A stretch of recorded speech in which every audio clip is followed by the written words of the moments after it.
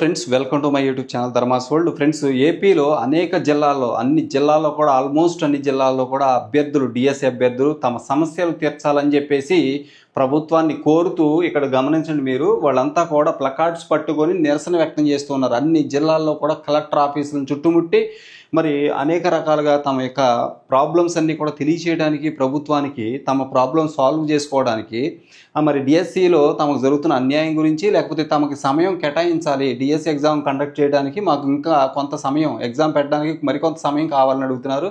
అలాగే అభ్యర్థులు open category అభ్యర్థులు కూడా 48 సంవత్సరాలు ఏజ్ రిలాక్సేషన్ ఇవ్వమని చెప్పేసి 48 సంవత్సరాలు కూడా వాళ్ళకి అవకాశం ఇవ్వమని అడుగుతున్నారు. అంతేకాకుండా మరి ఒక జిల్లా ఒక పేపరు అనేది వాళ్ళు అడుగుతున్నారు. నార్మలైజేషన్ ప్రాబ్లం లేకుండా ఉండటం కోసం అని ఏ జిల్లాకు ఆ జిల్లా వాళ్ళు ఆ పేపరు ఒక జిల్లాకి ఒక పేపర్తో ఎగ్జామ్ కండక్ట్ చేయమని చెప్పేసి కూడా అడుగుతున్నారు. అంతేకాకుండా సిబిఎస్ఈ అభ్యర్థులకి మరి అప్లికేషన్ పెట్టుకోవడానికి అవకాశం ఇవ్వాలని ఇలా అనేక సమస్యల గురించి వాళ్ళు మాట్లాడుతూ అనేక రకాలుగా నిరసన వ్యక్తం చేస్తూ ఉన్నారు. అన్ని జిల్లాల్లో కూడా వ్యక్తం చేస్తూ ఉన్నారు. ఇది మరి ప్రభుత్వానికి ఎందుకు కనబడలేదు, ఎందుకు రియాక్ట్ అవ్వట్లేదు, ఎందుకు దీన్ని సీరియస్గా తీసుకోవట్లేదు? ఇంతమంది ఇన్ని లక్షల మంది అభ్యర్థులు ఇంకా అప్లికేషన్ పెట్టుకోలేదు. ఇంచుమించు 3.5 నుంచి 4 లక్షల మంది అభ్యర్థులు అప్లికేషన్ పెట్టుకోలేదు. వివిధ రకాల కారణాల చేత ప్రభుత్వం 7 సంవత్సరాల తర్వాత వచ్చిన నోటిఫికేషన్లో అందరికీ అవకాశాలు కల్పించాల్సింది పోయి వాళ్ళు అడిగే చిన్న చిన్న సమస్యలు కూడా తీర్చకుండా అప్లికేషన్ అర్ధాంతరంగా ముగించారు, క్లోజ్ చేశారు. అయితే ఇదేమీ అయిపోదు, కంపల్సరీగా అది మరలా జరుగుద్ది.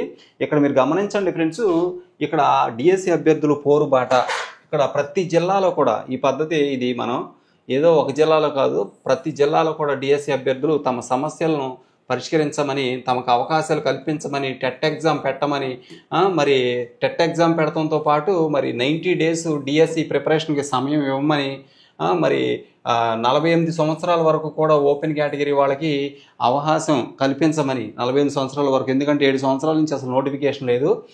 మరి అంతేనా, ఇంకా ఉన్నాయి మరి సిబిఎస్ఈ అభ్యర్థులు, ఐసిఎస్ఈ సిలబస్, సిబిఎస్ఈ సిలబస్ చదివిన అభ్యర్థులు ఎవరైతే ఉన్నారో వాళ్ళకు కూడా మరి డిఎస్సికి అప్లై చేసుకోవడానికి అవకాశం ఇవ్వాలని చెప్పేసి ఇలా రకరకాలుగా కోరుతూ ఉన్నారు. ఇక్కడ మీరు గమనించవచ్చు, ఈ విధంగా అన్ని జిల్లాల్లో కూడా వాళ్ళు పోరుబాట పడడం జరిగింది. ఇక్కడ చూస్తే విజయనగరం జిల్లా వార్త, డిఎస్సి అభ్యర్థులు పరీక్షకు సిద్ధమయ్యేందుకు 90 రోజులు గడువు ఇవ్వాలని, జిల్లాకు ఒకే పేపరు విధానం పెట్టాలని భారత ప్రజాతంత్ర యువజన సమాఖ్య డివైఎఫ్ఐ ఆధ్వర్యంలో బుధవారం ఆందోళన చేశారు. కోటకోడలి నుంచి కలెక్టర్ ఆఫీస్ వరకు శాంతియుత ర్యాలీ అయితే నిర్వహించడం జరిగింది. అనంతరం అక్కడ మానవహారంగా ఏర్పడ్డారు. తమ డిమాండ్లను ప్రభుత్వం దృష్టికి తీసుకెళ్లాలని డిఆర్ఓకు వినతిపత్రం అందజేశారు. ఈ సందర్భంగా డివైఎఫ్ఐ జిల్లా కన్వీనర్ సిహెచ్ హరీష్ మాట్లాడుతూ రాష్ట్రంలోని నిరుద్యోగులు ప్రభుత్వంతో పోరాడి డిఎస్సి నోటిఫికేషన్ సాధించుకున్నారన్నారు. 7 ఏళ్ల తర్వాత నోటిఫికేషన్ విడుదలైందని, తెలంగాణ వలె ఇక్కడ కూడా అర్హత వయస్సు 47 సంవత్సరాలకు పెంచాలని కోరారు. కార్యక్రమంలో అనేక మంది ఇక్కడ పాల్గొనడం జరిగింది ఫ్రెండ్స్. ఇది మొత్తం మీద ఏంటంటే డిఎస్సి ఎగ్జామ్కి 90 రోజులు ప్రిపరేషన్ సమయం ఇవ్వమని అడిగారు.